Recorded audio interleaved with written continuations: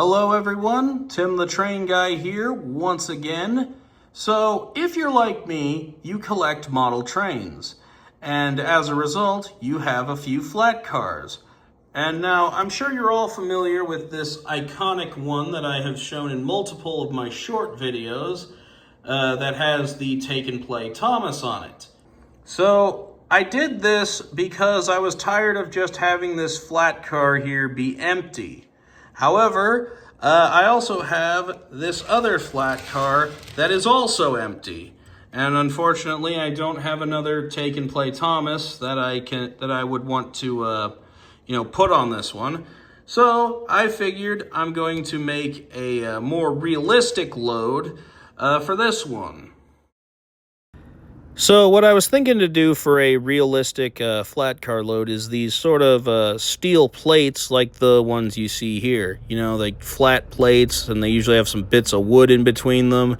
So today I'm going to try to recreate something similar to this for this car. Okay, so to make this steel load, we are going to need a sheet of styrene like this.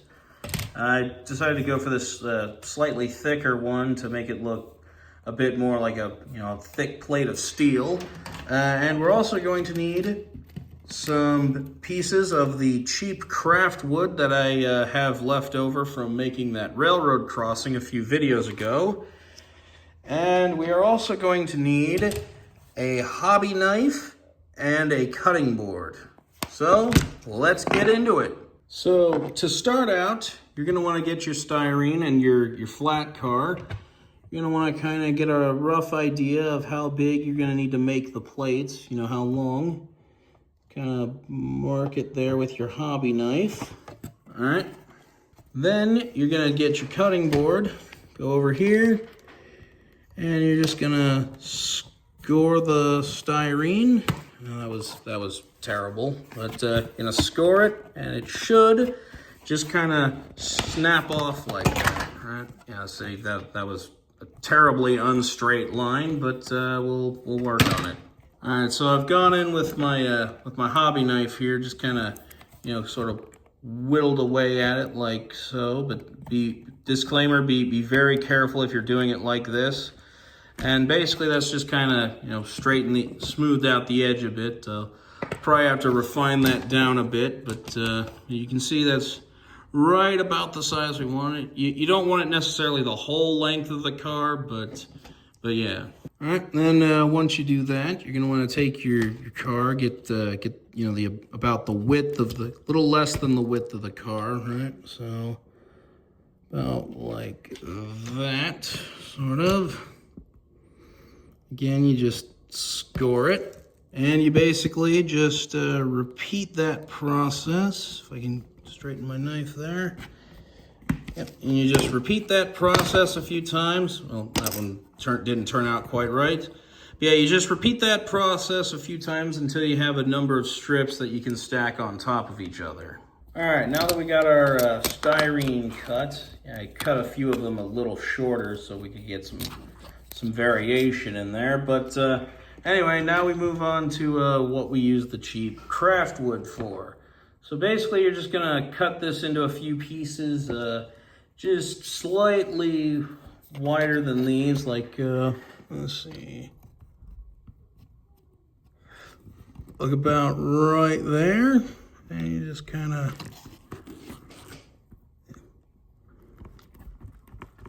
chop it.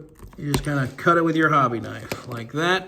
And what that's gonna do is that's gonna be the, what they call dunnage, and that's these little bits of wood that kind of help lift the load off the flat car deck so you can get a forklift under there, and also provide a bit of space between the plates of steel. Oh yeah, so one thing I forgot to mention that you're also going to need for this project is some paint. This here is a flat gray primer that I'm going to use on it. And I'm probably just gonna do this with maybe some rust color weathering powder or something, because typically when you see new production steel, it's usually not like bright and shiny. It's always like kind of like a dull gray with maybe a few specks of rust here and there. And if you are going to take the spray can route that I am doing here, I recommend doing so outside, as you can no doubt tell that I am. Okay, it is now the next morning.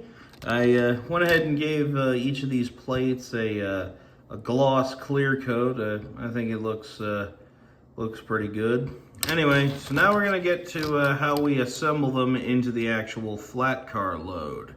Okay, so another thing I forgot to mention you're going to need is some super glue. So you just take your super glue and one of your little pieces of wood there. Alright, I'm just gonna glue it on just like that. And you basically just repeat that a few times until you have your steel load. And now for the big reveal.